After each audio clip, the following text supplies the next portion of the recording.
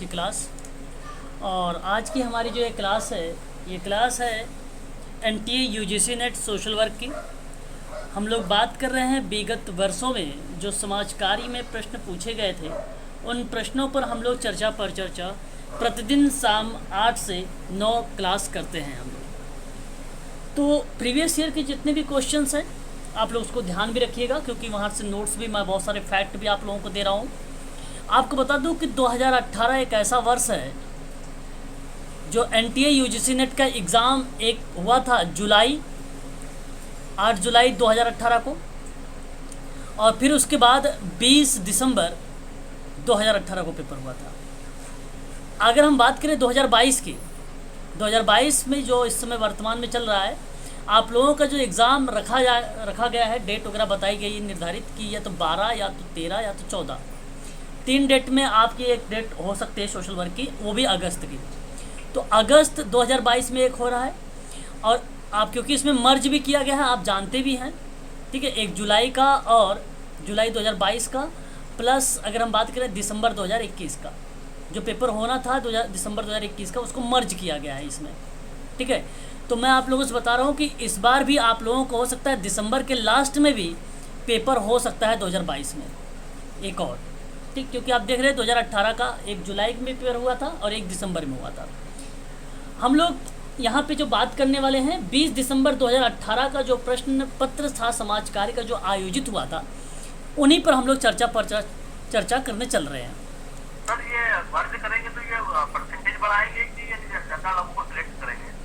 क्या चीज़ करेंगे तो? सर जैसे 2021 का पेपर करवा रहे हैं के साथ में वर्ग करके, हाँ, लोगों की संख्या बढ़ जाएगी जो क्वालिफाई लोगों की, क्या करेंगे वर्ग किया तो? देखिए ये बेसिकली जो है, अगर ज़्यादा संख्या बच्चों की होती है तो नंबर वगैरह कोई कट ऑफ कम नहीं होते हैं इसमें कट ऑफ निर्धारित होती है। कट ऑफ के आधार पे ही बच्चों का सिलेक्शन दिया जाता है, ठीक है। तो आप लोग बस तैयारी करिए, नंबर वगैरह कम नहीं होने वाले हैं कि कट ऑफ कम जाए। संख्या तो नहीं बढ़ जाएगी 700 की जो? तो शुरुआत करते हैं, शायद आपका डाउट क्लियर हो गया है। तो पहला प्रश्न हमारा ये है, 20 दिसंबर 2018 का पेपर है ये, ठीक है, याद रखेंगे सभी लोग। और पहला प्रश्न आपके सामने है कि निम्नलिखित में से किसने सामाजिक केश वर्ग का प्रत्यक्ष और अप्रत्यक्ष में विभाजन किया है। कहने का मतलब कि डायरेक्ट और इनडायरेक्ट में विभाजन किया है किस विद्वान ने व्यक्तिगत समाज कार्य को? हॉलेस। ओके, और भी कोई व्यक्ति? यहाँ पे सही जवाब जो आया है आपका Florence Hollies is the right answer हो जाएगा, ऑप्शन नंबर 1। ऑप्शन नंबर 1 में अगर मैं आप लोगों से बात करूँ फ्लोरेंस हॉलिस ने, तो फ्लोरेंस हॉलिस के द्वारा जो है सन 1964 में, कब? 1964 में केस वर्क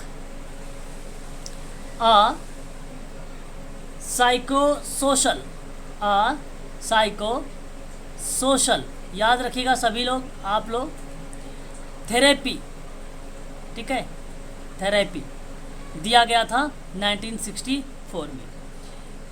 अगर हम बात करते हैं फ्लोरेंस हॉलिस का ही, तो फ्लोरेंस हॉलिस ने 1954 में प्रत्यक्ष और अप्रत्यक्ष केसवर्क का विभाजन किया था। कब किया था? 1954 में। क्या प्रश्न आप लोग साफ शब्दों में देख पा रहे हैं? थोड़ा सा रेड कलर का आ गया होगा तो हो सकता है आप लोगों को थोड़ी दिक्कत हो रही होगी। क्या दिखाई दे रहा है प्रश्न में? प्रत्यक्ष यहाँ पे लिखा दिख रहा है। ठीक है, फिर ठीक। बात करते हैं विलियम रीड के बारे में। विलियम रीड एक ऐसे विद्वान हैं जो कि आप सभी लोग इनके बारे में जानते भी होंगे अच्छे से। और विलियम रीड के बारे में अगर हम चर्चा करें यहाँ पे, सन 1970 में, कब? 1970 में विलियम रीड ने और लोरा ने टास्क सेंट्रल थेरेपी दिया था। याद रखेंगे आप सभी लोग इनके बारे में थोड़ा सा। और अगर हम बात करते हैं गार्टन हैमिल्टन के बारे में, गार्टन हैमिल्टन जो है, इनकी एक किताब आई थी 1940 में। कब? 1940 में। कोई जानता है किताब का नाम? बताइए जल्दी, अगर किसी को मालूम है तो तुरंत बताएं। Theory and practice of social casework, theory and practice of social casework किताब आई थी सन 1940 में गार्टन हैमिल्टन की। और जो दूसरा लेख आया था, सॉरी ये दूसरा लेख था ना 1940 में आया था, ठीक है, दूसरा लेख ही था। और अगर पहले लेख की बात अगर हम करते हैं तो basic concept in social casework आया था, कब आया था? 1937 में, 1937 में, हाँ। लेकिन वो 1941 में का है। हाँ, जो 1941 की बात कर रहे हैं दूसरा लेख की, ये the underline philosophy of social casework की बात किया गया था, ठीक है।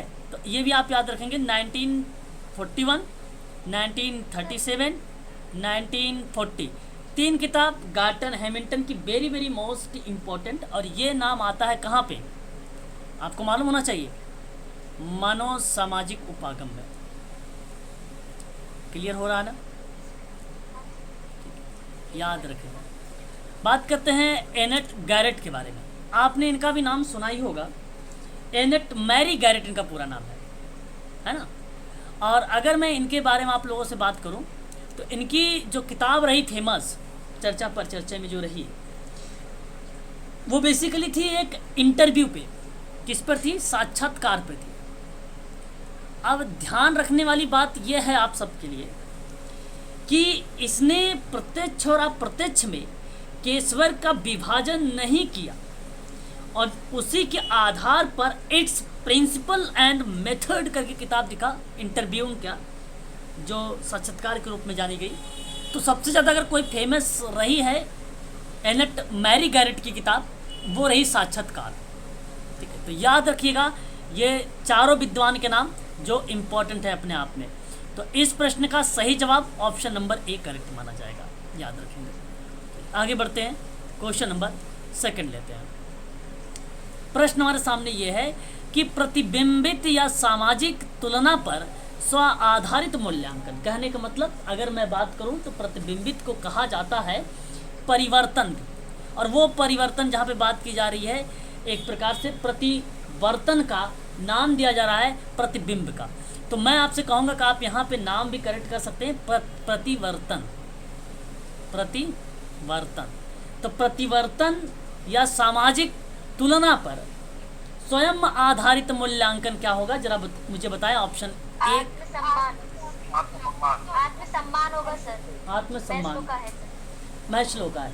ओके, यहाँ पे अगर आप लोगों ने जवाब दिया है मुझे आत्मसम्मान का, बी का अगर ऑप्शन चुनाव किया है, सेल्फ स्टीम की अगर आप लोगों ने बात किया है, तो ये आपका सही जवाब हो जाएगा ऑप्शन नंबर सी। स्वयं सहायता, या इसी को आप कह सकते हैं आत्म सहायता भी बोल सकते हैं। इसका मतलब होता है कि विशेष रूप में दूसरों की सहायता बिना खुद को बेहतर बनाए किसी की समस्याओं पर काबू पाने की जो क्रिया होती है उसे हम क्या बोलते हैं? आत्म सहायता बोलते हैं। बात समझ में आ रही है? हाँ, याद रखेंगे इस चीज को। दूसरी बात करते हैं आत्मविश्वास। आत्मविश्वास होना, स्वयं पर भरोसा रखना। क्यों भाई, सही बात है ना। आत्मविश्वास आपके कौशल और क्षमताओं के बारे में एक दृष्टिकोण है। खुद को स्वीकार करते हैं, जीवन के नियंत्रण की जो भावना आती है वो आपकी क्या कहलाती है? आत्मविश्वास। टोटली मिला जुला के जीवन का, अगर हम बात करें जीवन की नियंत्रण की भावना, जीवन की नियंत्रण की भावना, ये चीज़ आप ध्यान रखिएगा सभी लोग। बात करें, सॉरी ये आत्मसम्मान था, हाँ सही, ठीक ठीक ठीक, आत्मविश्वास था। आत्मसम्मान की बात तो आपको भारी बात तरीके से, आत्मसम्मान क्या है कि व्यक्तिगत अनुभूति हो जो दूसरे की प्रशंसा, निंदा, मूल्यांकन इत्यादि से स्वतंत्र हो। वही तो है सामाजिक तुलना पर स्व मूल्यांकन, स्व आधारित मूल्यांकन। तो ये आपका ऑप्शन तो सही हो जाएगा। आत्म जागरूकता क्या होती है? स्वयं को जानना होता है। आपने नाम सुना होगा शंकराचार्य का, कितने लोग जानते हो भाई?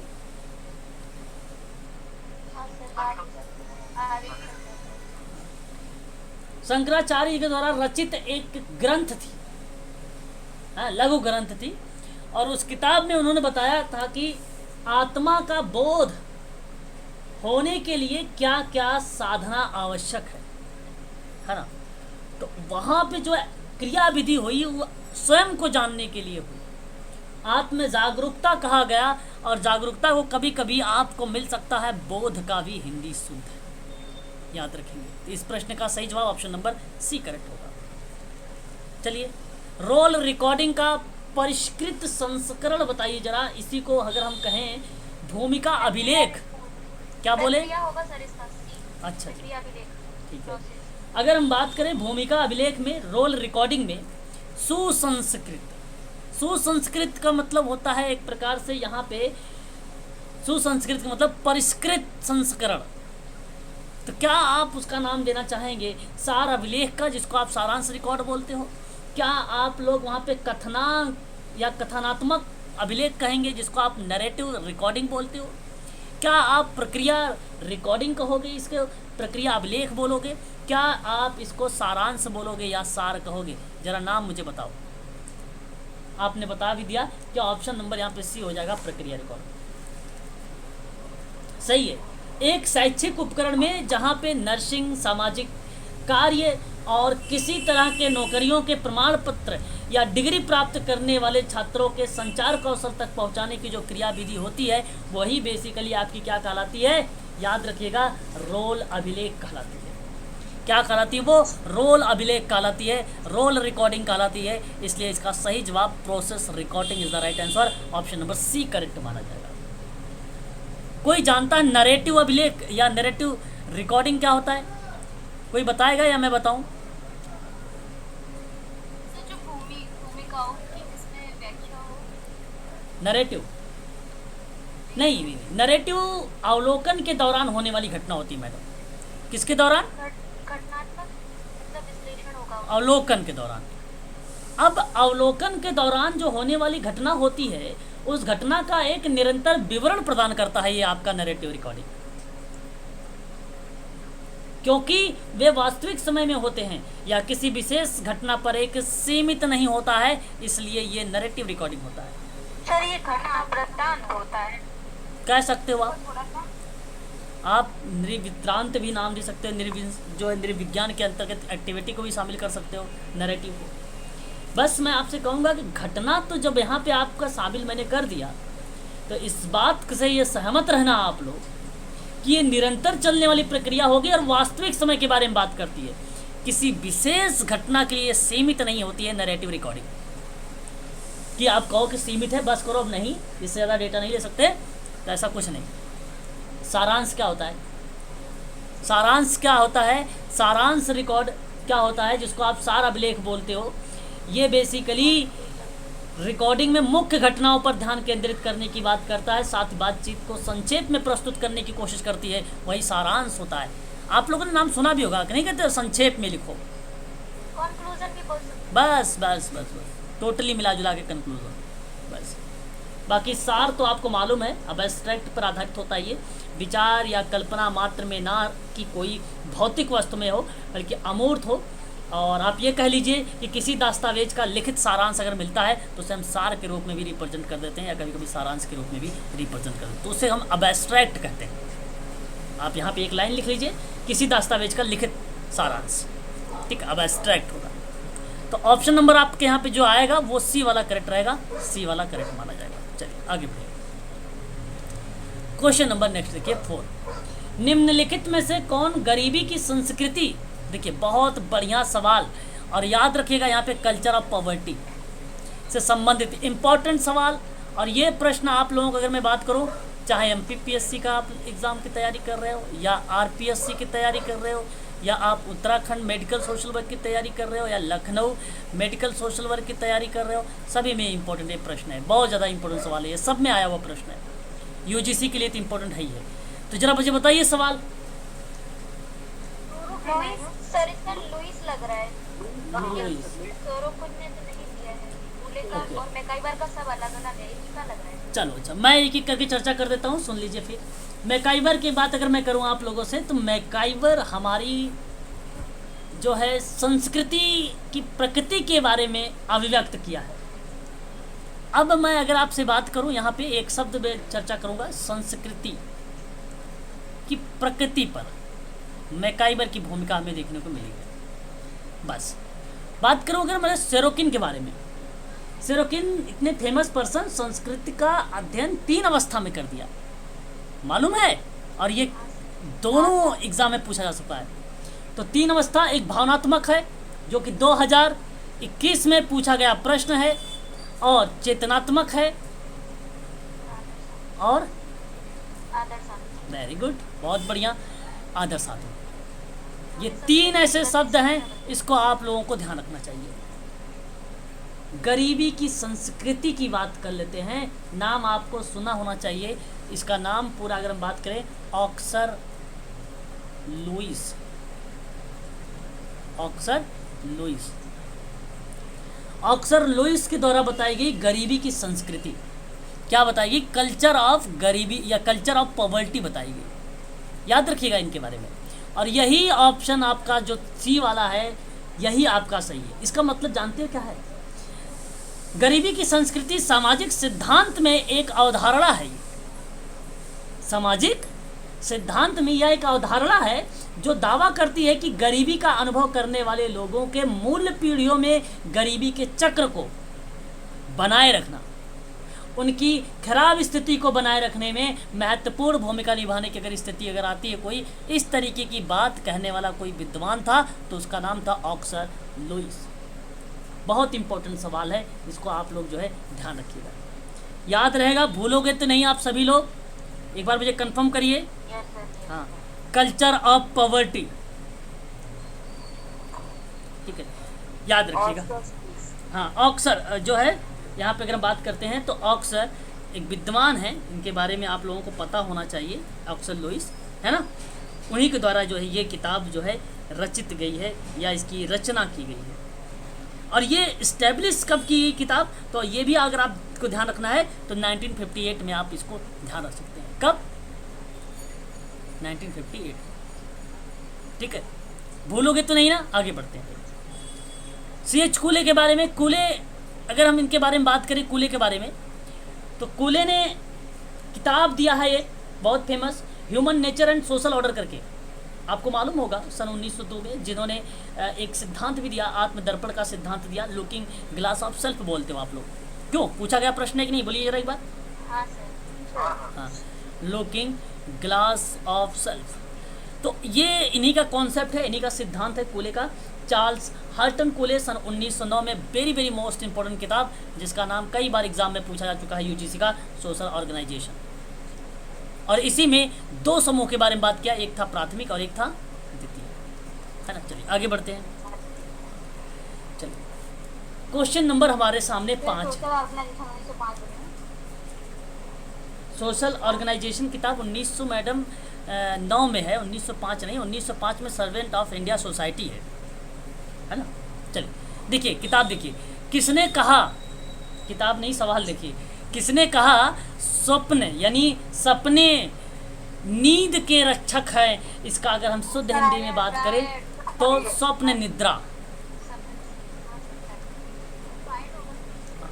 आपको 2 बातें बता दूं, याद रखेंगे, एक तो स्वप्न और एक फ्री संघ, जिसको मुक्त संघ बोलते हो आप। ये दोनों कॉन्सेप्ट किसका है? बस, हाँ। तो फ्रायड का नाम यहाँ पे करेक्ट हो जाएगा आप लोगों का, Sigmund Freud is the right answer. Option number आपका पहला करेक्ट हो जाएगा। कार्ल जुंग के बारे में बता दूं, द रेड बुक कब आई थी, कौन बताएगा? 2009 में, है ना। मनोवैज्ञानिक प्रकार पे इन्होंने उभय व्यक्तित्व वाला बताया, अंतर्मुखी व्यक्तित्व वाला बताया, बहिर्मुखी व्यक्तित्व वाला बताया था, व्यक्तित्व में पर्सनालिटी के लिए। एडलर के बारे में मैंने आप लोगों को बताया था, द साइंस ऑफ लिविंग की बात करता है, ये जीने का विज्ञान है, ये व्यक्तिगत मनोविज्ञान का अभ्यास का सिद्धांत पे चर्चा करता है, सन 1919 में किया था। और उस किताब का नाम अगर लिखना है तो लिख लीजिए, व्यक्तिगत मनोविज्ञान का अभ्यास और सिद्धांत, अल्फ्रेड एडलर के द्वारा 1919 में दिया गया था। बात करते हैं जीन पियाजे के बारे में, जेनेट जिसको हम बोलते हैं जीन पियाजे। अच्छा, व्यक्तिगत मनोविज्ञान व्यक्तिगत मनोविज्ञान, अभ्यास और सिद्धांत। अभ्यास और सिद्धांत। क्लियर हो गया आप? हाँ सर। जिन पियाजे की बात करते हैं तो एक मनोवैज्ञानिक हैं ये, और असामान्य मनोविज्ञान के बारे में बताते हुए इन्होंने साफ शब्दों में जिन पियाजे ने 5 अवस्था के बारे में बात किया था। सॉरी 4 अवस्था थी ना। एक था संवेदी अवस्था, एक था मूर्त अवस्था, सॉरी पूर्व संक्रियात्मक, दूसरा था पूर्व संक्रियात्मक, तीसरा था मूर्त और चौथा था अमूर्त। ये 4 टाइप के इन्होंने बात किया था जीन पियाजे ने। याद रखिएगा, ये भी इम्पोर्टेंट है। तो इसका तो सही जेनेट भी लिख देते हैं क्या इनका नाम? बिल्कुल, जेनेट, जीनेट, जीन पीजेट ऐसे भी आ जाएंगे। ठीक है, ऑप्शन नंबर आपका पहला वाला करेक्ट हो जाएगा। चलिए क्वेश्चन नंबर देखिए आप लोगों के सामने क्वेश्चन नंबर 6। सही नकारात्मक संबंध हमेशा होता है। आप क्या बताना चाहेंगे? क्या -1, 0, 1, 0 या +1 या -1 से 0? नहीं सर, -1 से 0 आएगा ऑप्शन। सर डी होगा सर, -1 से 0 से संबंध दिखा रहे हैं। हाँ ओके, आप छठे का सवाल का जवाब देना चाहते क्या है कि निश्चित नकारात्मक संबंध है। -1 होगा सर। ओके, -1 आ रहा है भाई, तो -1 ही करेक्ट जवाब है मैडम यहाँ पे, क्योंकि मैंने कह दिया निश्चित नकारात्मक, सही नकारात्मक का बात। तो जाहिर सी बात है नकारात्मकता में निगेटिव आता है, और जब निगेटिव आ गया तो आपका निगेटिव वाला पहला क्यों नहीं लगा रहे हो आप लोग? क्यों आप इधर उधर सोच रहे हो भाई? फैक्ट वाला सवाल था सोशल वर्क का, और इतना सरल प्रश्न नहीं दोगे जवाब तो कैसे मजा आएगा? नाम याद रखिएगा, कार्ल पियर्सन है। क्या नाम है उसका? Karl Pearson. और कार्ल पियर्सन ने सहसंबंध गुणांक का जब मान दिया था तो उसने कहा किसी दिशा में बदलता है तो दूसरा चर का 2 वेरिएबल्स के बीच में रेखीय संबंधों का संरचनात्मक मान या तो उसी दिशा में बदलता है। और जब एक और प्रश्न इम्पॉर्टेंट सवाल बात कर रहा हूँ, चाहो तो नोट कर लीजिए, सकारात्मकता की बात जब कभी आती है तो सकारात्मकता की बात जब कभी आती है तो इसमें एक ही लाइन याद रखिए, जब 2 चर समान दिशा में घूमते हैं। जब 2 चर समान दिशा में घूमते हैं। मैंने आप लोगों को ऐसे सवाल पर भी चर्चा कर चुका हूँ, है ना? बोलिए सही है गलत? चल आगे बढ़िए। ऑप्शन यहाँ पे आप ध्यान रखिएगा, पहला वाला करेक्ट रहेगा ना। किसी बच्चे ने बोला था पहला वाला सही रहेगा। सर मैं ये पूछ रही थी, ये ऑप्शन डी में -1 से 0 है, ये तो गलत हो गया, पर अगर ऑप्शन में आए कि 0 से -1 तो वो सही होगा ना? 0 से -1 वो भी गलत होगा। 0 से -1 और -1 से 0 जाना में क्या दिक्कत हो रही है?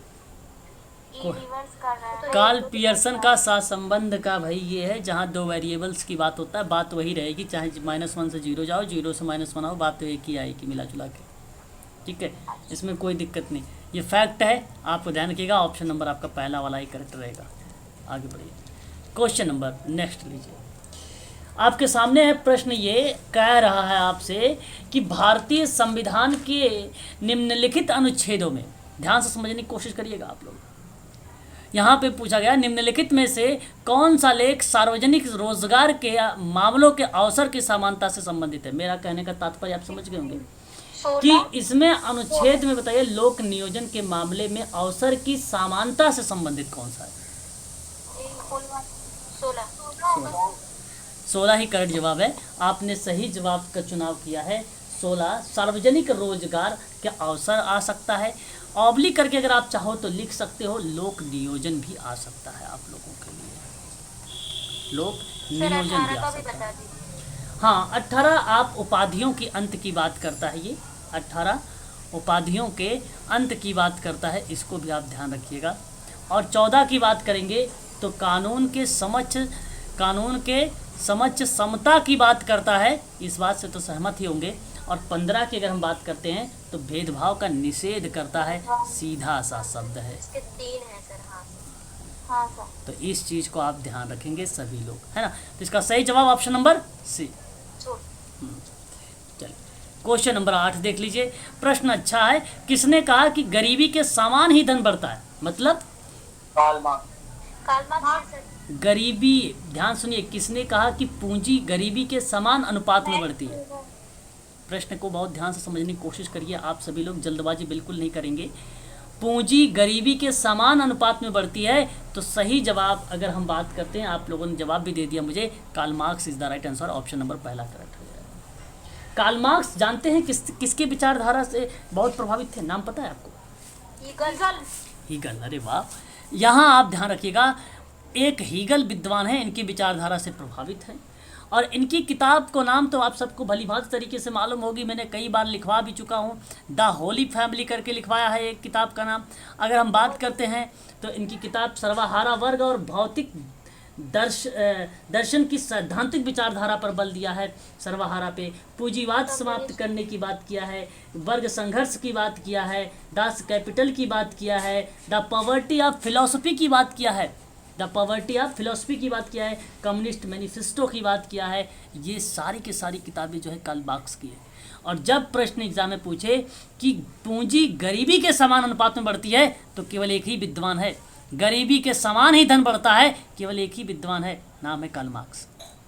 फ्रेडरिक एंगल्स की अगर बात करें तो कम्युनिस्ट मैनिफेस्टो जब लिखा गया था किताब 1848 में, आप अगर गूगल देखेंगे, किताब में भी देखेंगे ना, तो कार्ल मार्क्स के साथ फ्रेडरिक एंगल्स का भी नाम आता है। ठीक है, क्लियर है नहीं क्लियर है? परिवार में भी आएगा, निजी संपत्ति, राज्य की उत्पत्ति, ये सारी चीज़ों के बारे में फ्रेडरिक एंगल्स का नाम आता है। मैक्स वेबर की अगर हम बात करते हैं यहाँ पे, किसके बारे में? मैक्स वेबर के बारे में। मैक्स वेबर न्यायविद थे, अर्थशास्त्री थे, इस बात को मालूम होगा आप लोगों को। नौकरशाही का जो सिद्धांत है उसकी अवधारणाओं के बारे में ये बहुत ज़्यादा चर्चित रहे हैं। और इनकी एक और ज़्यादा फेमस किताब रही, सन 1922 में आई थी, सामाजिक और आर्थिक संगठन का सिद्धांत। क्या था? सामाजिक एंड आर्थिक संगठन का सिद्धांत। कब आया था? 1922 में। कट्टर नीति और पूंजीवाद की भावना 1905 में आई थी। कट्टर नीति और पूंजीवाद की भावना 1905 में आई थी, ये भी आप ध्यान रखिएगा। हीगल तो प्रभावित ही है, आपको मालूम ही होगा हीगल के बारे में, है ना। आगे बढ़िए, ठीक है। हीगल तो भाई 1807 में आत्मा की घटना लिखा था। कितने में? 1807 में क्या लिखा था? आत्मा की घटना। अरे वाह, आत्मा की घटना। 1812 में क्या लिखा था? तर्क का विज्ञान। तर्क का विज्ञान, ठीक है, विज्ञान व तर्क, इस तरीके की बात इसने किया था हीगल ने। ठीक है, दो बातें याद रखिए इससे। चलिए क्वेश्चन नंबर 8 का ऑप्शन नंबर ए सही रहेगा आपका। गरीबी के दुष्चक्र की संकल्पना किससे संबंधित है या अवधारणा? ऑप्शन पहला अगर हम बात करते हैं, किंडर बर्नार्ड का नाम आता है ना। यहाँ पे अगर हम बात करेंगे तो आप एक नाम लिख लीजिए सभी लोग, किंडर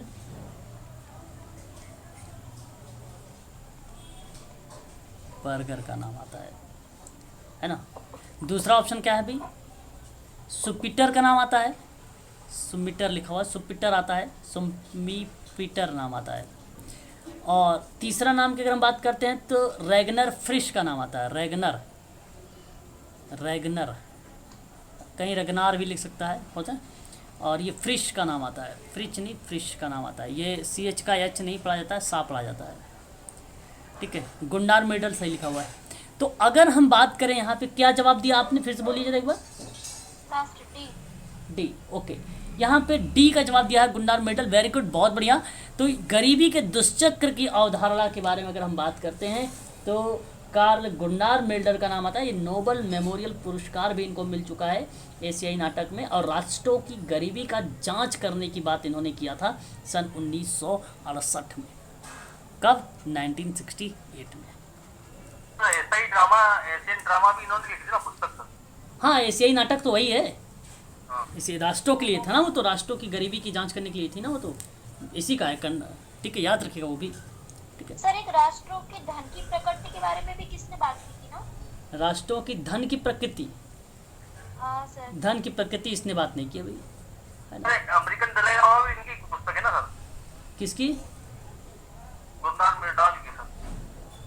गुन्नार मेडल, कौन सी किताब का नाम बताया फिर से बोलिए जरा एक बार मुझे। अमेरिकन दलाई लामा। अमेरिकन दुविधा सर 1944 में आई। हाँ हाँ हाँ हाँ, कर सकते एशियन हैं। ड्रामा भी तो इन्हीं के। हाँ, एशियन ड्रामा तो बताया तो 1968 की, ठीक है। और ये क्या नाम बताया है? अमेरिकन दुविधा। दुविधा, हाँ ओके ओके ओके ओके 1944, ठीक है ठीक है ठीक ठीक है, याद रख लीजिए, ठीक है। तो ये 44 बोला 40 बोला? नहीं है, 44 है, 1944। सर ये राष्ट्रों की करीबी की जांच जो हुई थी वो किस सन में है? 1932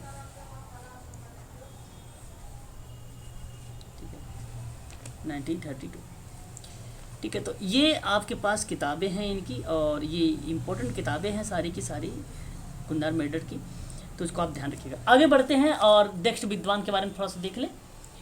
रगनार इंटोन फिश जो हैं, ये 1933 में व्यापक रूप से उपयोग किया गया जाने वाला शब्द था। जोड़ी एक माइक्रो इकोनॉमिक्स किसने दिया है? माइक्रो इकोनॉमिक्स किसकी किताब है ये? 1933 में, हाँ, रगनार इंटोन फिश का नाम है, याद रखिएगा आप सभी लोग। और उसके बाद जोसेफ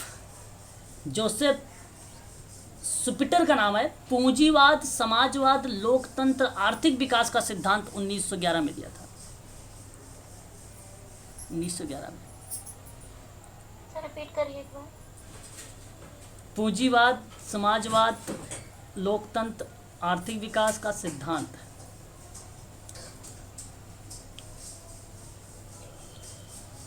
बाकी इनका अच्छा, अभी ये वजह किंडल बर्नार की बात कर लेते हैं ना। चार्ल्स पी किंडल बर्नार हैं ये, और इन्होंने अवसाद में दुनिया के बारे में चर्चा किया। अवसाद में दुनिया क्या था? अवसाद में दुनिया 1973, ठीक है, याद रखिएगा। इसका सही जवाब ऑप्शन नंबर डी। बताइए जरा आप लोग, मुझे इतना अच्छा सवाल पूछे मत। कह रहा है आपसे क्वेश्चन नंबर 10 कि अपना खेत अपना काम, है ना, यानी खुद का क्षेत्र अपना काम। कहने का तात्पर्य own field own work. MNREGA के तहत एक नई योजना है और वह पहली बार किस राज्य में आरंभ हुई थी? बताइए। राजस्थान। सर एमपी में। राजस्थान। नहीं, राजस्थान करेक्ट जवाब है आपका। यहाँ पे 7 सितंबर 2005 को नरेगा जो है, नरेगा है ना, ये 2 फरवरी 2006 को, ठीक है, स्थापित हुआ, एक प्रकार से लाया गया। और 2 अक्टूबर 2009 को ये नरेगा से मनरेगा बना।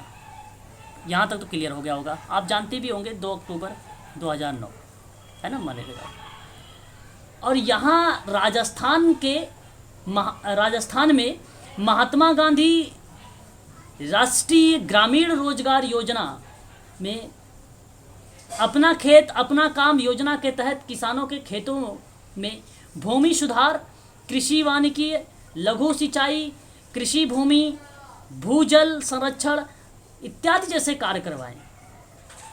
और मनरेगा सबसे पहले जो था लागू हुआ था आंध्र प्रदेश में। सबसे पहले कहाँ लागू हुआ था? सबसे पहले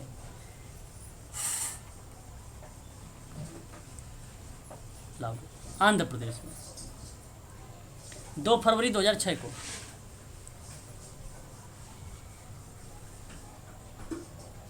अपना गांव अपना काम योजना 1 दिसंबर 1990 को प्रारंभ हुआ था। कब हुआ था? अपना खेत अपना काम वाला अगर हम बात करते हैं, ठीक है, मकान, ठीक है, तो ये कब स्टार्ट हुआ था? बोलिए ना, आप लोग तो बोल भी नहीं रहे हो। 1990। पर 19 हाँ, प्रारंभ हुआ था राजस्थान में। कहाँ? राजस्थान में। राजस्थान में। राजस्थान में योजना प्रारंभ की गई थी बेसिकली 1 दिसंबर 1990 से ही। और योजना जब प्रारंभ हुई, पूर्ण रूप से लागू जब हुई, वह डेट अगर आई तो 1 जनवरी 1991 आई। पूर्ण रूप से लागू हुई थी, पूर्ण रूप से। ठीक है, याद रखिएगा। Option C Rajasthan. चलिए क्वेश्चन नंबर नेक्स्ट। एक परस्पर विरोधी भारतीय जोड़े के लिए न्यायिक अलगाव की अधिकतम अवधि के लिए दी गई। मतलब परस्पर परस्पर विरोधी भारतीय युगल के लिए, ठीक है, भारतीय युगल के लिए न्यायिक पृथक्करण की अधिकतम अवधि कितनी स्वीकार की गई है? अधिकतम अवधि 7 साल। 7 साल। सर इसकी मिनिमम भी बताई गई है ना, 2 साल। और 2 वर्ष पड़ा है। और कोई बताएं भाई। मिनिमम 2। एक परस्पर विरोधी भारतीय युगल के लिए न्यायिक पृथक्करण की अधिकतम अवधि कितनी स्वीकार की गई थी? ऑप्शन में यहाँ पे सही क्या होना चाहिए? ऑप्शन नंबर सी करेक्ट होना चाहिए आपका, 2 वर्ष। 2 वर्ष ही सही। हाँ, आपका ऑप्शन यहाँ पे 2 वर्ष ही सही जवाब होगा। क्वेश्चन नंबर 11 का 2 वर्ष। प्रश्न क्या है समझने की कोशिश करिए, है ना। परस्पर विरोधी भारतीय युगल के लिए न्यायिक पृथक्करण की अधिकतम अवधि, और जो अधिकतम अवधि को निर्धारित की गई है वो बेसिकली 2 वर्ष है। याद रखेंगे आप सभी, ठीक है। ऑप्शन नंबर आपका करेक्ट हो जाएगा यहाँ पे। बेसिकली न्यायिक पृथक्करण की अवधि 2 वर्ष है और आत्मनिरीक्षण के लिए ये समय देती है और युगल के बीच वैवाहिक विवाद और गलतफहमी का हल करती है। शादी के बाद कभी भी न्यायिक अलगाव की याचिका, ठीक है, अलगाव की याचिका भरी जा सकती है और तलाक की याचिका दायर करने से पहले पार्टियों को शादी के सत्यनिष्ठता के समय से 1 साल तक का इंतजार करना पड़ता है। न्यायिक पृथक्करण में केवल एक निर्णय प्रक्रिया शामिल की गई और ये बताया भी गया कि आप यहाँ पे परस्पर विरोधी भारतीय युगल के लिए जो पृथक्करण की अधिकतम अवधि बताई जाएगी वो 2 वर्ष रहेगी, ना कि 7 वर्ष, ना कि 7 वर्ष। याद रखिएगा आप सभी लोग, इंपॉर्टेंट चीज़ें हैं और इसका सही जवाब ऑप्शन नंबर आपका सी करेक्ट रहेगा। बात करते हैं नेक्स्ट प्रश्न पर। बोस्टल स्कूल किसके युगल के लिए होते हैं? या आप ये कह लीजिए कि बोस्टल स्कूल के सुधार के लिए होते हैं। और किसके सुधार के लिए होते हैं? किशोर परिषद। अच्छा, यहाँ पे आप कह रहे हो कि किशोर परिसीमन का जवाब दे रहे हैं, यानी बाल अपराधियों की बात कर रहे हैं आप। किसकी बात कर रहे हैं? बाल अपराधियों की बात कर रहे हैं आप। महिला अपराधी की बात हो रही है बी में, ठीक है। बंदियों मतलब दोषी की बात होती है, बंदी जिसको हम लोग बोलते हैं, है ना, बंदियों। और अगर हम बात करते हैं यहाँ पे जो है वाइट कॉलर क्राइम, जबकि कॉलर अपराध की बात हो रहा है, तो इसको हम लोग क्या बोलते हैं? सफ़ेद पोश। क्या बोलते हैं इसको? हाँ सर, सदरलैंड एरिया था। सफ़ेद पोश अपराध, हाँ सदरलैंड एरिया था। वेरी गुड भाई, क्या बात है। चलो याद हो रहा है कुछ चीज़ें तो ऐसे तो आप यहाँ पे जवाब आ भी रहा है 12 का कि आप लोग ए बता रहे हैं और यही आपका सही जवाब है। किशोर परिसीमन इज द राइट आंसर होगा।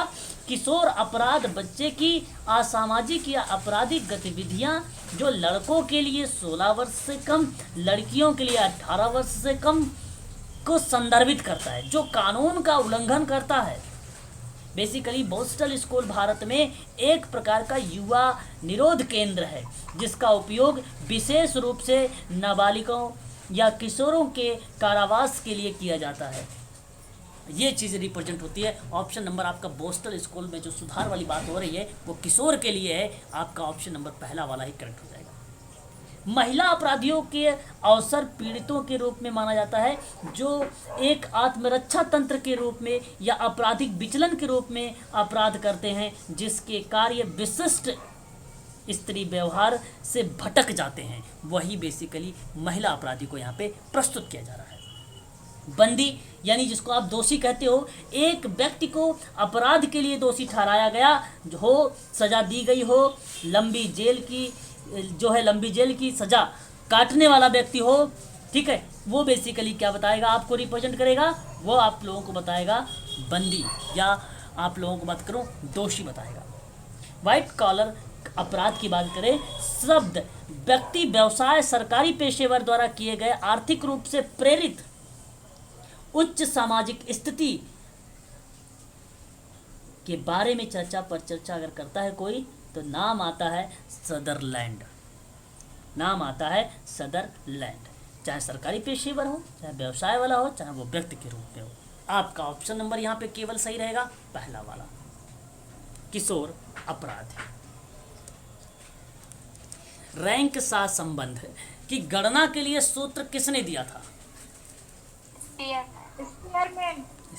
क्या बात है भाई, बहुत बढ़िया जवाब। देखो आप लोग बोलते रहिए करें सभी लोग भाई, सही जवाब आया है यहाँ पे स्पीयरमैन ने जो है रैंक सहसंबंध जिसको कहते हैं, कोटि सहसंबंध का गुणांक भी के नाम से हम लोग जान जाते हैं, तो वो नाम आता है स्पीयरमैन का। ऑप्शन नंबर आपका पहला वाला ही करेक्ट जवाब था।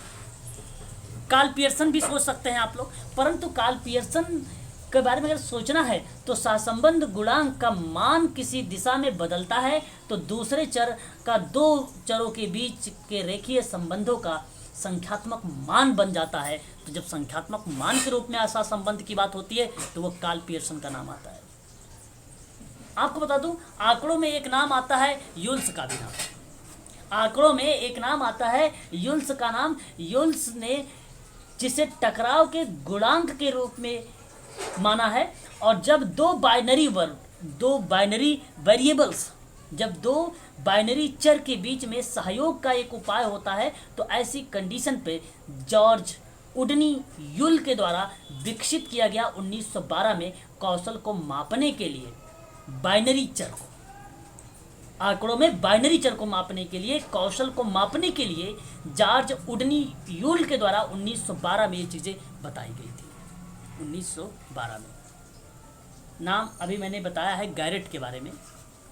गैरेट ने एक तकनीकी उपयोग के रूप में जाना जाता है जो विश्लेषण के उद्देश्य उन क्षेत्रों को रैंक करने की बात करता है, जो निर्धारित करता है कि 3 तथ्यों के मूल्यांकन के अनुसार प्राथमिकता वाले क्षेत्रों के रूप में उपयोग की जाने वाले योग्य जो क्रियाविधि होगी वो गैरेट के द्वारा दी जाएगी।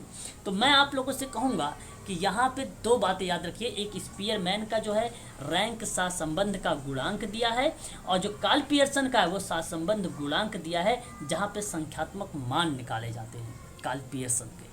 ठीक है, तो रैंक कोरिलेशन बात आती है तो सीधा आंख बंद करके स्पीयरमैन को चुनाव करके आए। ऑप्शन नंबर पहला सही रहेगा। सहसंबंध गुणांक की बात होती है अगर आप लोगों के सामने, तो नाम लगा के आइए कार्ल पियर्सन का। संदर्भ समूह शब्द की पहली अवधारणा किस विद्वान के द्वारा दी गई थी? क्वेश्चन नंबर 14 हमारे सामने है, आप लोगों को भली भांति तरीके से पता होगा। मर्टन यहाँ पे गलत जवाब हो जाएंगे। संदर्भ समूह शब्द का संदर्भ समूह को मनोविज्ञान के अभिलेख, या हम बात करें अभिलेखागार 1942 में 1942 में हर्बर्ट हाइमन द्वारा दिया गया था। हर्बर्ट हाइमन द्वारा गढ़ा गया था। जिस समूह के खिलाफ एक व्यक्ति अपनी स्थिति या आचरण का मूल्यांकन करता है वही क्या कहलाता है? संदर्भ समूह कहलाता है, वही रेफरेंस ग्रुप कहलाती है। रॉबर्ट किंग मर्टन के बारे में बात करते हैं। अगर आप लोग इनके बारे में जानते हैं, आधुनिक समाजशास्त्र के पिता माने जाते हैं। 47वें अध्यक्ष के रूप में काम भी किया अमेरिकन सोशोलॉजिकल एसोसिएशन में। आप लोग को पता भी होना चाहिए 47 नंबर पे थे। सामाजिक सिद्धांत, सामाजिक संरचना के बारे में बात किया था सन 1949 में आर.के. मर्टन ने। विज्ञान समाजशास्त्र है ये 1973 में बताया था। नाम मालूम होगा आप लोगों को एम.एन. श्रीनिवासन के बारे में। मैसूर नरसिम्हाचर श्रीनिवास आप जानते हैं आधुनिक भारत के सामाजिक परिवर्तनकार हैं ये। किसके? आधुनिक भारत के।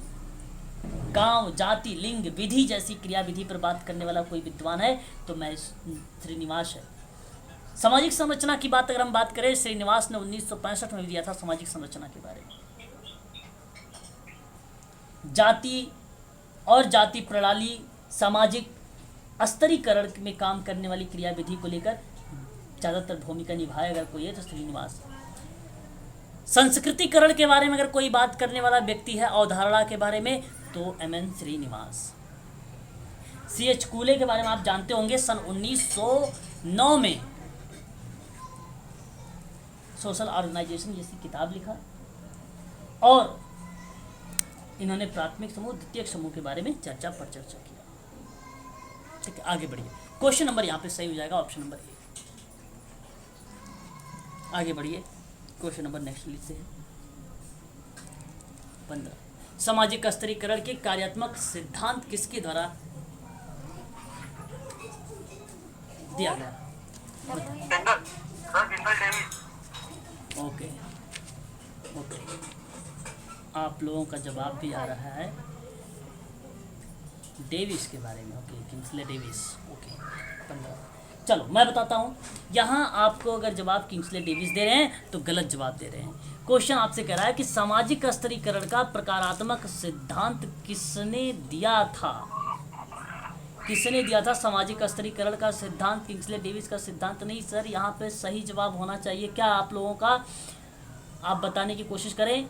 ऑप्शन नंबर सी होना चाहिए। हाँ, डेविस और बिलमर्ट मुर्रे। डेविस और बिलमर्ट मुर्रे के द्वारा ये किताबें दी गई थी। ये प्रकार से कार्यात्मकता का सिद्धांत। बताइए जरा, उच्च और निम्न पदानुक्रम के श्रेणी में विभाजन करने वाला सामाजिक स्तरीकरण को किसने परिभाषित किया? मुर्रे ने। बस वही चीजें हैं और इसी ने कार्यात्मक सिद्धांत का पता लगाया और सामाजिक असमानता, समाज के लिए कार्यात्मक की एक्टिविटी पर काम किया और इसी के आधार पे अगर मैं आपसे बात करूं तो सामाजिक स्तरीकरण में कार्यात्मक का सिद्धांत को प्रस्तुत करने वाला कोई विद्वान है तो मुर्रे ही है। लेकिन याद रखिएगा, मैं यहाँ पे एक शब्द को छोड़ रहा हूँ। हाँ बोलिए। सर दो नाम थे ना सर, एक तो दो अवधारणा थे सामाजिक स्तरीकरण, तो ऐतिहासिक थी, कार्ल मार्क्स और इनके नाम आते हैं। कार्ल मार्क्स का देखो मैं बताऊं, फिर आप बात को भटक। जब मैं आप लोगों से बात कर, इस ऑप्शन में कहीं टालकाट है? जब टालकाट पार्सन्स नहीं है सर, तो कार्यात्मक सिद्धांत के पिता तो टालकाट पार्सन्स को कहा ही जाता है, इसमें कोई दो राय नहीं है। तो आप इनके बारे में ना चर्चा करें, आप यहाँ पे बात करें किसके बारे में? मुर्रे के बारे में, क्योंकि सामाजिक स्तरीकरण को रिप्रेजेंट किया। सामाजिक स्तरीकरण को रिप्रेजेंट करने वाला वही विद्वान है, ना कि टालकाट पार्सन्स है। दुर्खिम की बात करें तो दुर्खिम समाज का अगर हम बात करते हैं तो वो बेसिकली क्या है? समाजशास्त्र के संस्थापक हैं। हाँ, कार्यात्मकता में वो भी आ जाएगा। जबकि ऐतिहासिक में आएगा ना सर, वो ऐतिहासिक में आएगा। कार्ल मार्क्स, दुर्खिम और आपने ऐतिहासिक में नाम दिया।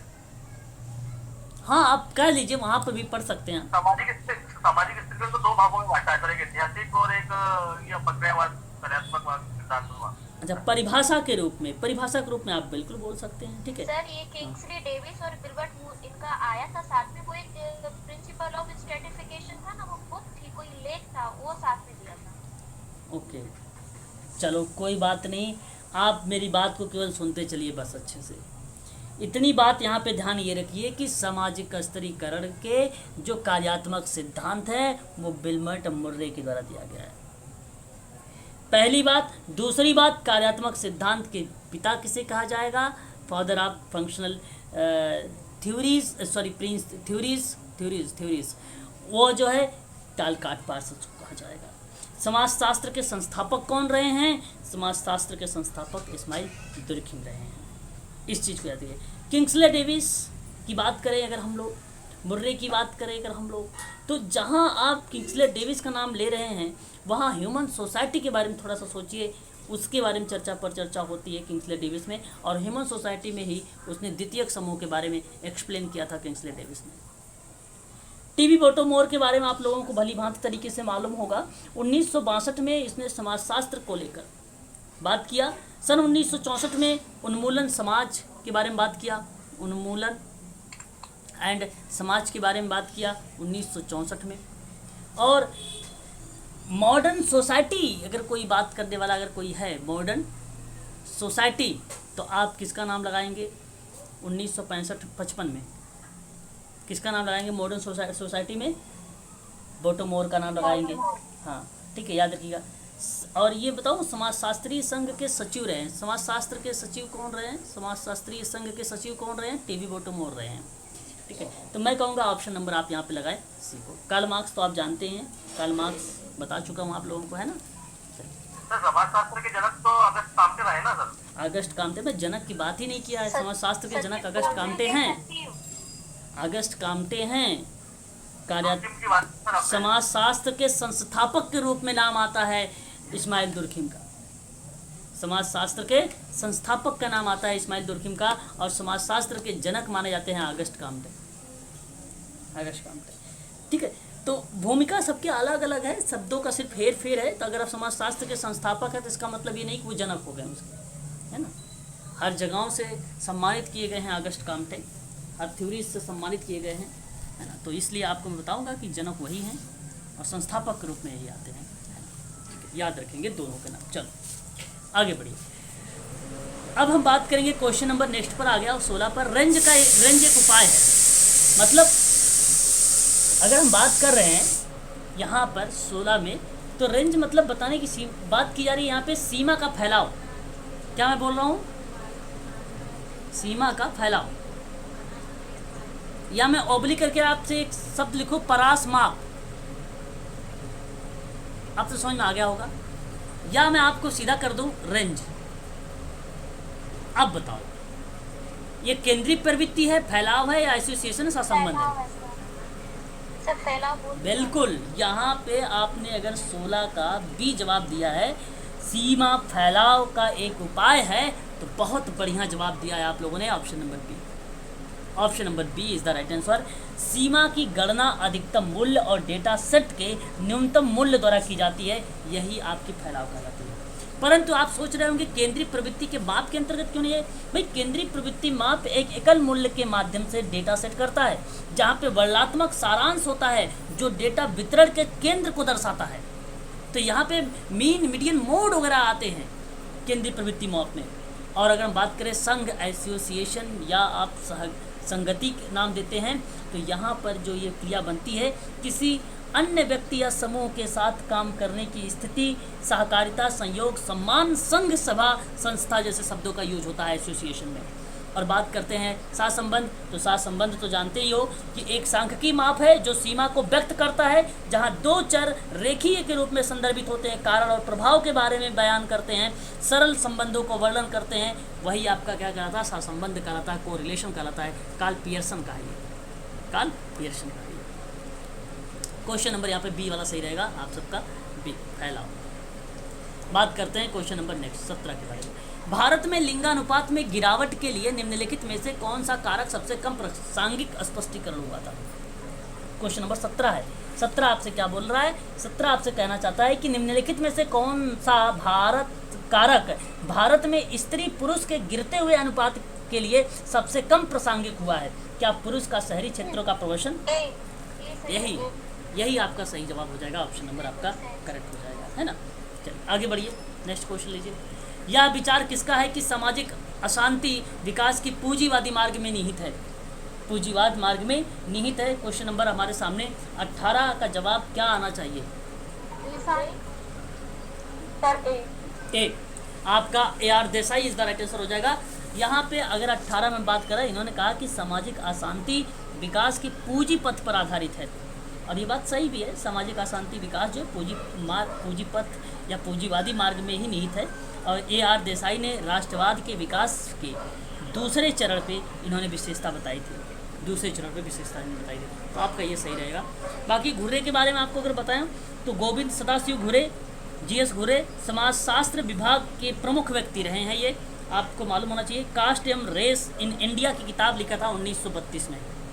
और अनुसूचित जनजाति के बारे में 1963 में बताया था इन्होंने। भारतीय समाजशास्त्र के पिता के रूप में अगर किसी को जाना जाता है, भारतीय समाजशास्त्र के अगर पिता के रूप में कोई जाना जाता है तो उनका नाम क्या है? गोविंद। हाँ, गोविंद। ठीक है, गोविंद सदाशिव घुर्रे। बात करते हैं सर अध्यात्म समाजशास्त्र की बात की थी गुर्रे ने सर। जी, अध्यात्म के ऊपर भी बात की थी समाजशास्त्र में। बिल्कुल। समाजशास्त्र दर्शन आध्यात्मिक चीज़ों पर ही आधारित है। डीपी मुखर्जी के बारे में जानते हो? डीपी धुरजीत प्रसाद मुखर्जी, आपको बता दूं, देखो मार्क्सवाद पर केंद्रीय कार्यों और व्याख्यानों के लिए जाने गए। जो मार्क्सवाद था उस पर व्याख्यान किए इन्होंने।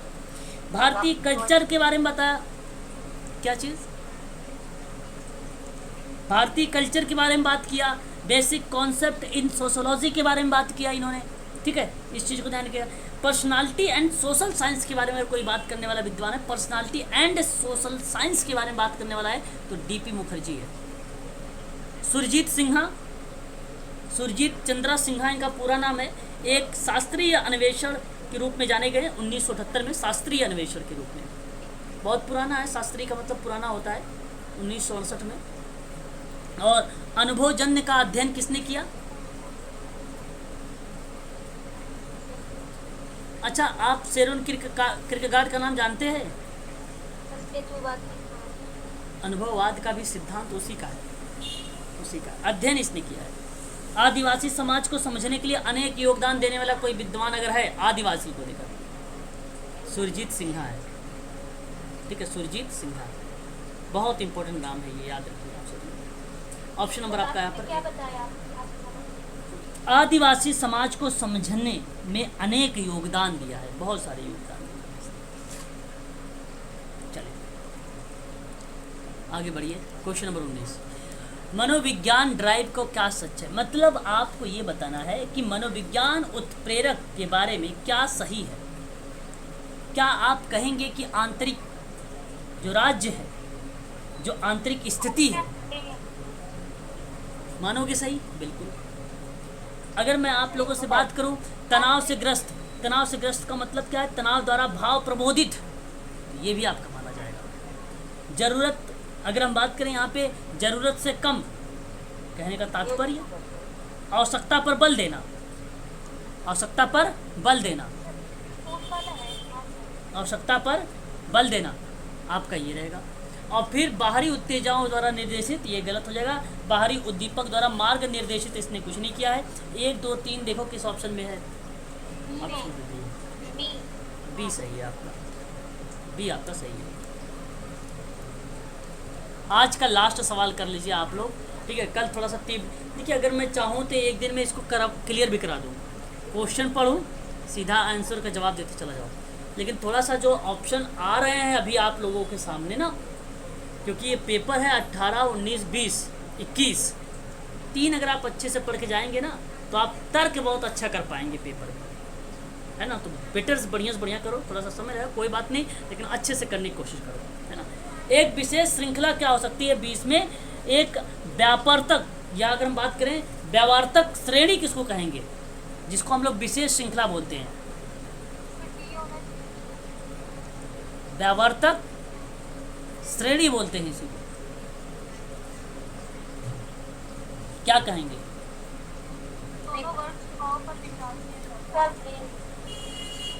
यहाँ पे बी, ऊपरी सीमा को बाहर रखा गया। मतलब मैं आपसे अगर बात करूं, उच्च सीमा अपवर्जित होता है।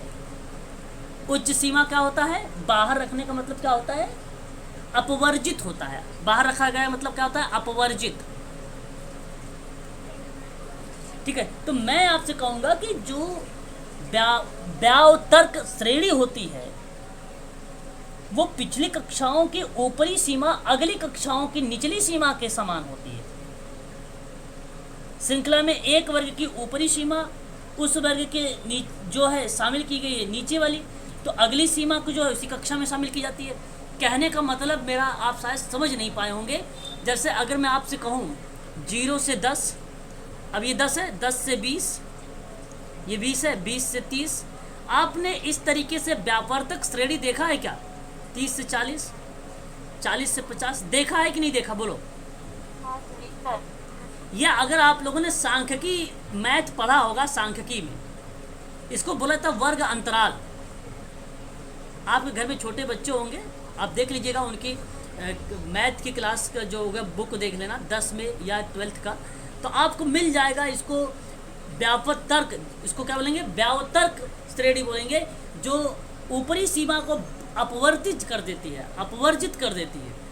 और ये इसको बोला था निम्न श्रेणी, इसको क्या बोला था, निम्न या नीचे की बोला था, नीचे श्रेणी, नीचे वाली श्रेणी, वर्ग कह लीजिए, नीचे वर्ग, ठीक है, निम्न वर्ग। इसको बोला था उच्च वर्ग, है ना, ऐसे बोल दीजिए, ऊंचे वाली श्रेणी। तो ये क्रिया प्रतिक्रिया जो है शामिल होती है। तो ऑप्शन आपको यही कहलाता है, विशेष श्रृंखला कहलाती है, और ये बनेगा ऑप्शन नंबर बी में। आपका यही ऑप्शन सही रहेगा, बी वाला, है ना, option number B is the right answer हो जाएगा। ठीक है, तो आज के लिए बस इतना ही रखिए, कल हम लोग आगे देख लेंगे।